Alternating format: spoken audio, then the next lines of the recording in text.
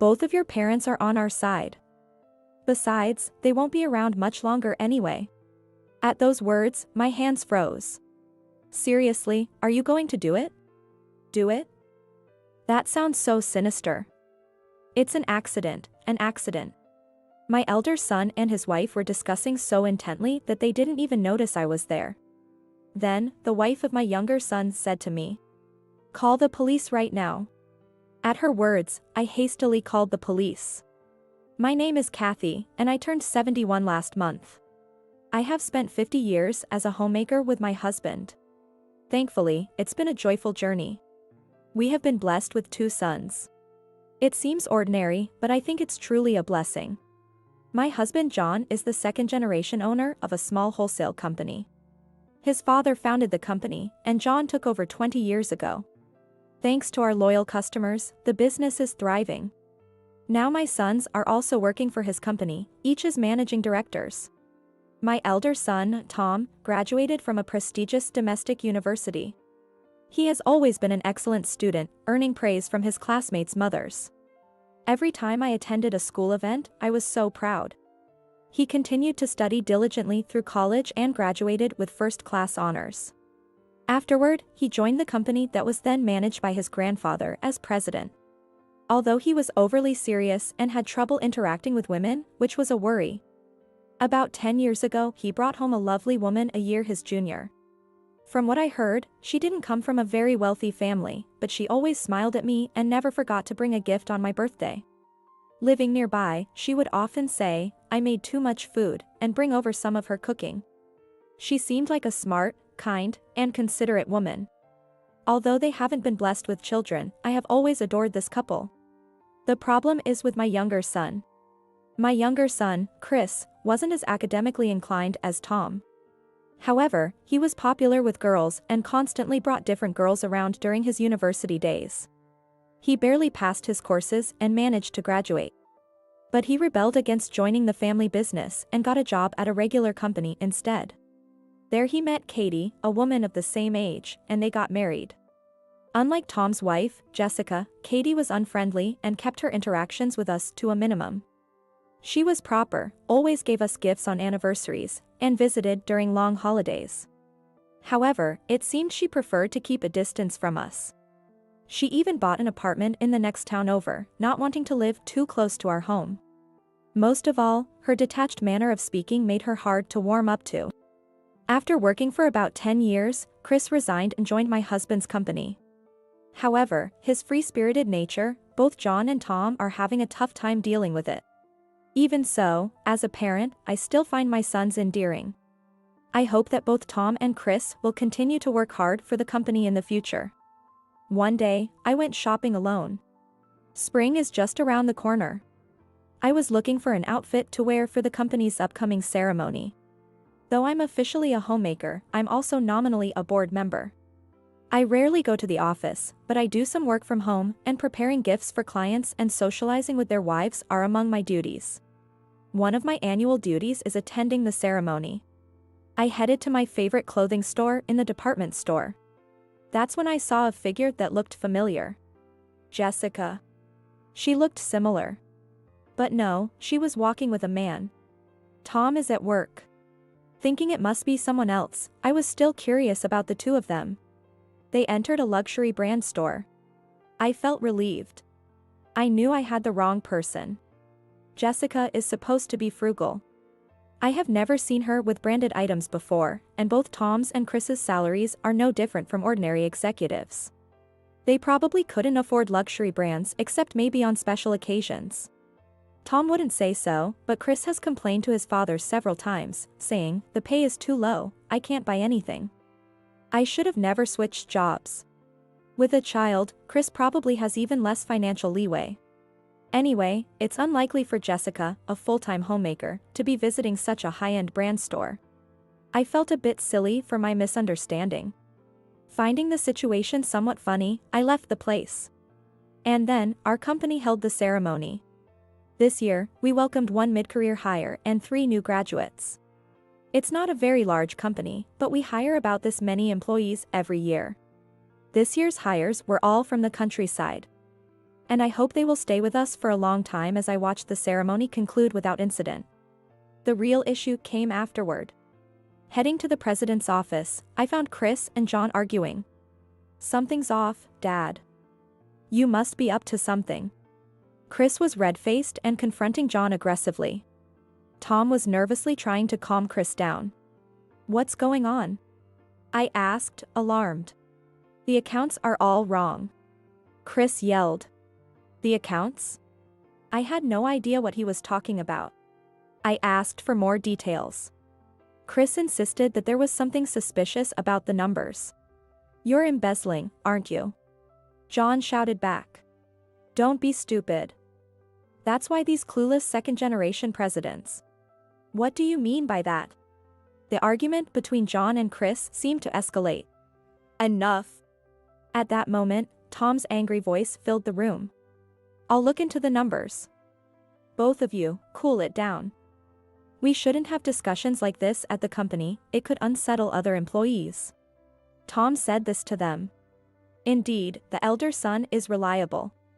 I was impressed by Tom's intervention. Both John and Chris fell silent at his words. Leaving it to Tom gives me peace of mind. A few days later, Tom told John. There was nothing suspicious in the books.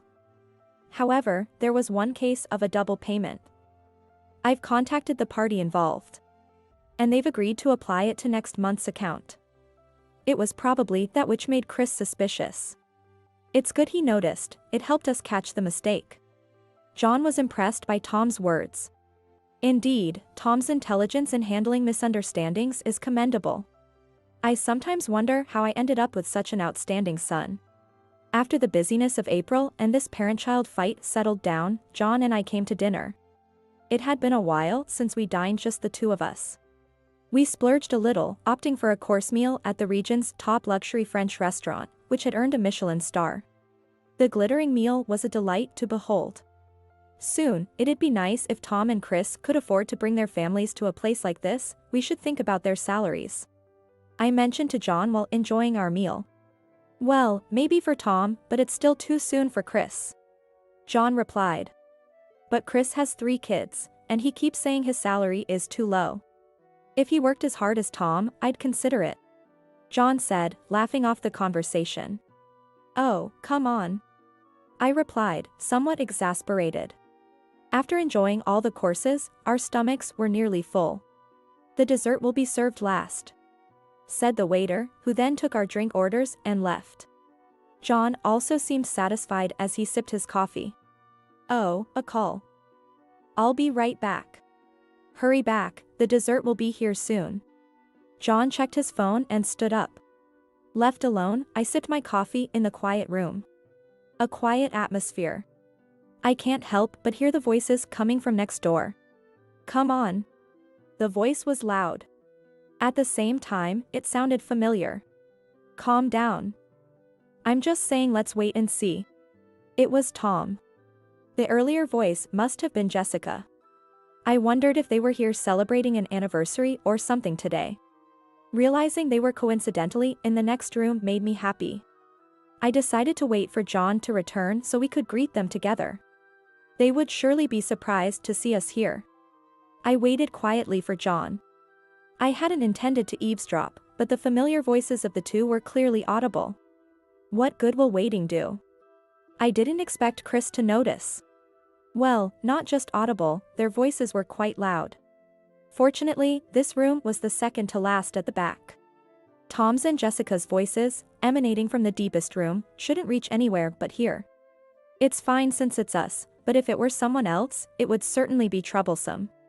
I thought I had to tell them to be careful. However, what I would hear next made any caution irrelevant. It's fine. Your parents are on our side. Besides, they won't be around much longer anyway. At those words, my hand stopped moving. Really, are you going to do it?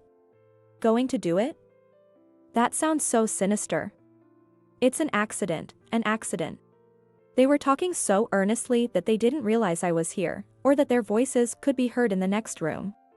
More importantly, the money. You can skim off more, can't you? Last time I managed to pass off the double payment, but what should I say if Chris catches on next time? I looked up and froze. I didn't want to think about it. Tom had always been so serious and trustworthy. But listening to this conversation turned my face pale. I was certain of it. The reason Chris and John had been arguing after the ceremony, it was because of these two. They had been embezzling money from the company. Trembling, I called John. But he didn't answer, maybe he was still on another call.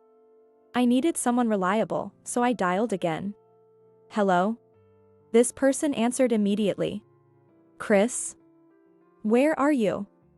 Can you come here now? It was my younger son, Chris. He must have sensed the urgency in my voice. He said he'd come right away and hung up. Within just 5 minutes, John arrived with Chris and his wife, Katie. It seems they met outside. Apparently, he told them I had called for them. Kathy, what's going on? Chris said you called him. John began, but I silently shushed him by placing a finger to my lips. The ice cream that had arrived while he was on the phone was already melting. I quietly pointed to the room next door. The three of them exchanged looks. They sat down quietly, and we all focused on the voices coming from the next room. I had been listening alone to the horrifying conversation while John was away. And even as time passed, they continued their discussion. The conversation was only interrupted when the waiter brought their meals. Then it resumed. The betrayal by Tom and the content of their conversation was making me feel ill. Jessica? Katie muttered softly. Now John, Chris, and Katie could hear and understand who was next door. So, use the daffodils, right? It's like those accidents where people mistake them for chives. Jessica's voice was clear. The three of them hadn't fully grasped the situation yet. At least she'll be hospitalized for a while. If we're lucky, there might even be a funeral. So, we need to make sure the embezzlement isn't discovered until then. Chris let out a soft huh in disbelief. So, we might as well wait and see, right? Tom's voice was also heard. This conversation had been repeating for a while now. No way. We can't let the money run out. Jessica responded to him. If we get caught, they won't pass the company on to me. It's impossible we'll get caught. Besides, it'll be over before that happens, right? She must have thought their conversation was serious. Katie quickly operated her phone to start the voice recorder. John remained silent, saying nothing. Chris was trembling with rage. So, using daffodils before getting caught. That's why they were planted in the garden.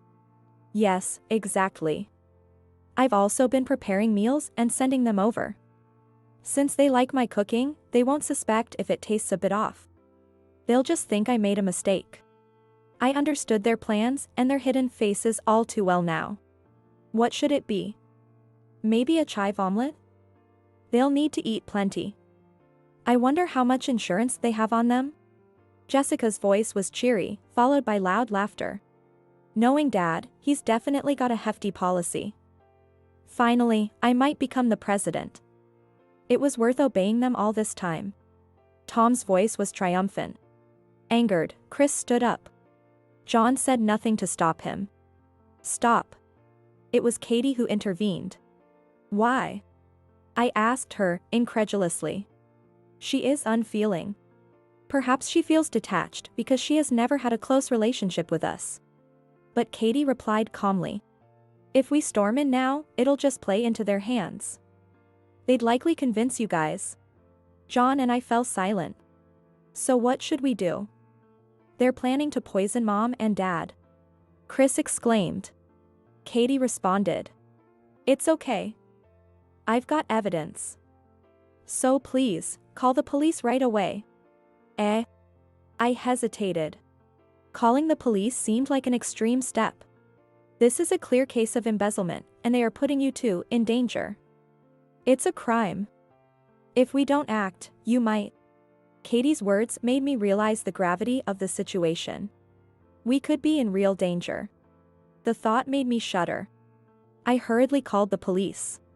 Katie spoke to the restaurant staff, arranging for them to slow down the service of the meal to prevent the two from leaving.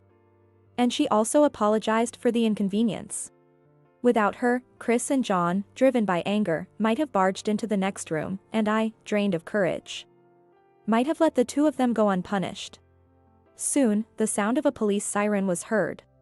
Katie went outside to guide the officers. She instructed us to stay in the room and wait, as we three wouldn't be able to remain calm. I could hear Katie and the police officers' voices. Then they opened their room. "What is this about?" Jessica's voice could be heard. "Katie." And it seems they both noticed Katie. "Tom, Jessica, I've listened to your conversation and thought it necessary to call the police. It would be better to discuss this at the police station to avoid causing any trouble here." Katie's voice, usually so calm, sounded incredibly reliable now. "What are you talking about? We were just having a normal conversation." "Exactly. Imagine what my in-laws would say if they knew about this. They seem to think Katie did this on her own." They started to protest loudly, bringing us into the argument. "So, you're calling the cops on Tom just because Chris couldn't become the president? Don't take it out on him." Jessica said that. Upon hearing this, John stood up. "Dad." Chris also looked at him. The confrontation was still ongoing in the next room. "Let's move on," Katie said. Following that, "Could we ask you to come with us voluntarily?" A police officer asks them. "Voluntarily? No. I won't go. I haven't done anything wrong," Jessica declared. "Yeah, that's right. There's no need to go." Tom's voice was also heard. "Is that so? I thought you might want to give an explanation." "Well, we are going to the police station now to file a complaint." "Shall we go?" Katie spoke calmly. She must have called the police over. It seemed like they had no intention of reflecting on their actions. "Even if it's just us, we need to go to the police," I thought as I got up. I stumbled a bit. Chris supported me. "Mom, are you okay?" "Yes." Chris had been a handful, but he had become very dependable. We left the room. In the hallway, Katie is speaking to someone in the next room, and the police are present. Probably, Tom and Jessica are further inside. "Mom, are you here?" Our voices must have reached Tom, who then shouted. They must have just realized we were there. His voice sounded frantic. "If you want to make excuses, it might be better to come with us. Next time, the officers might come with a warrant to pick you two up." Katie continued calmly. The two of them seemed to stand up at her words. I had completely forgotten about it, but Katie had settled the bill. Thus, Tom and Jessica were taken to the police station in a police car. We followed in our car. Upon reaching the police station, Jessica, who had arrived first, was saying, "It's a misunderstanding." Tom was complaining to the police, "It's a misunderstanding by my sister-in-law." Their voices could be heard all the way outside. Another officer led us to a different room. There, I told them everything I had heard earlier. He had been embezzling company funds. And he was preparing to serve us daffodils, presumably to harm us.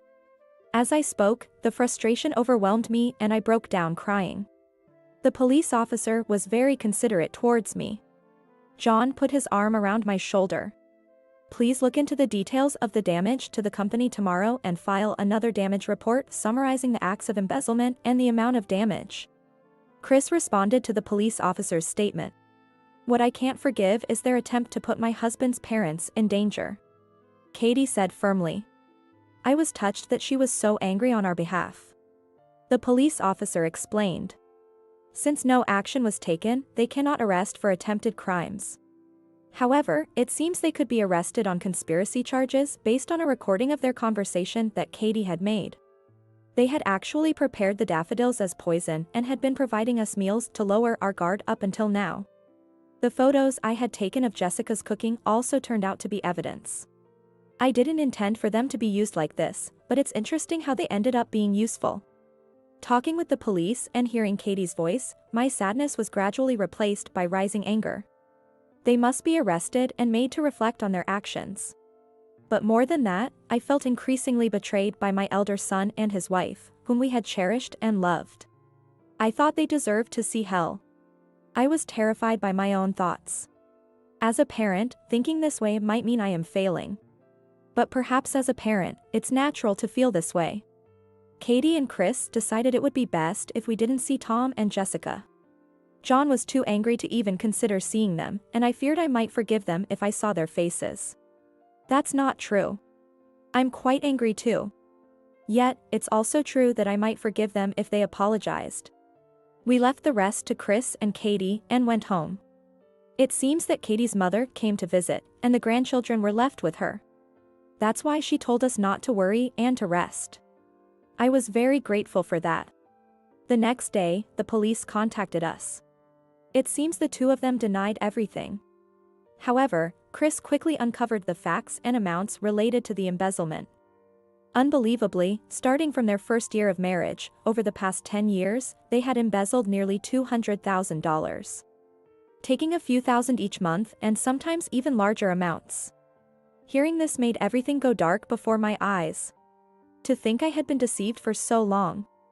Katie, seeing that I was incapacitated, came over to help with the household and liaise with the police. Apparently, their children continued to be looked after by her mother. I feel terrible for causing such inconvenience to my grandchildren. Chris consulted with the police and filed a criminal complaint. This would lead to at least Tom's arrest. I felt a mixture of relief and regret, but thanks to Katie, I managed not to lose myself. Additionally, both were arrested for conspiracy. The planted daffodils and Katie's recorder served as undeniable evidence. They maintained their innocence. Showing no signs of remorse, it seemed. Embezzlement is a criminal matter, and Chris has filed charges against Tom and Jessica. It turns out Jessica had been squandering the embezzled money on a nightclub. Did Tom know about this? If he did, he's a complete fool. During the trial, the bartender was called as a witness. She was flaunting because her husband was going to be the next president. I seriously had no idea the money was embezzled. And I had no feelings for her beyond that of a customer. She was just a big spender. Jessica lost her composure at his words. Shane. Didn't you say you wanted to marry me? I supported your sales, didn't I? Jessica shouted. What are you talking about, Jessica? Tom also yelled. No, seriously, give me a break. You know that's just sales talk. That's just not possible. He flatly dismissed Jessica. Good for her. I almost laughed out loud. It seems Tom was unaware of it too. Apparently, he heard that she had been sending money to her not-so-wealthy family home. Poor guy, caught by such a foolish woman. In the end, both were found guilty. Jessica ended up being publicly rejected by her beloved bartender in front of everyone. Katie and Chris were laughing out loud after the trial ended. Truly, what goes around comes around. The woman I saw in the brand store was probably Jessica. I should have realized it then, but well, all's well that ends well. The two were also charged with conspiracy. With all the evidence lined up, their excuses didn't hold up, and of course, they were found guilty. Though they received suspended sentences for the conspiracy, they were sentenced to actual prison time for embezzlement. Tom cried and apologized to me. But I no longer felt any inclination to forgive him. He was fired from the company. All insurance benefits were transferred to Chris as the beneficiary. John clearly announced that Chris would be his successor. Jobless Tom ended up divorcing Jessica while in prison. It was truly a relief that he was rid of such a woman. I have no intention of associating with Tom anymore, but the blood relation cannot be cut. The police said that relatives should support him to prevent reoffending, but Tom is an adult, and that woman is gone. Without needing to rely on his aging parents, he will surely manage to live on his own. Trust does not return so easily. I doubt I will ever trust Tom again until I die. Afterward, Chris firmly took over John's job as the successor. Katie really helped us a lot. Without her, this matter might not have been resolved. I went to Katie's house to thank her. Grandma. My grandchildren happily ran towards me. While apologizing for the mess, Katie led me into the living room, saying, I'm sorry it's so cluttered. Due to the distance, I seldom visited Chris's house. It had been a while, but the house was so tidy it didn't seem cluttered at all. I was delighted to see a picture frame displayed with a photo of our 3 grandchildren, John and me, taken some time ago. Katie, thank you so much for everything, I said as I expressed my gratitude. Oh, I haven't done anything special, just what needed to be done. Katie, as always, spoke in her usual calm and collected manner. Actually, I've always found you a bit intimidating. You don't try to get too close to us, do you? So? I muttered quietly. I was aware that you felt that way. But that's okay. Katie responded. I truly care about both of you. If I allowed my personal feelings to get involved, it might lead to uncomfortable feelings. That's why I think maintaining a certain distance is important, to sincerely care for you. Her words deeply impressed me. Jessica always tried to ingratiate herself with me, and I was deceived and fond of her because of that. But I was truly foolish not to have recognized the genuine care Katie had for us. Grandma, look. A present. My youngest grandchild, April, said as she handed me an art creation. Before you came, Mom and I made this. When I said I wanted to make a present for you, she taught me how. I cherished it deeply. Oh, April, thank you. I'm very happy. I'll treasure this. My words seemed to make April happy too. I'm glad Chris married Katie. With her around, Chris and the grandchildren will be all right. Katie, thank you truly. I look forward to continuing our relationship. As I spoke, April looked at me curiously and, catching my mood, smiled brightly.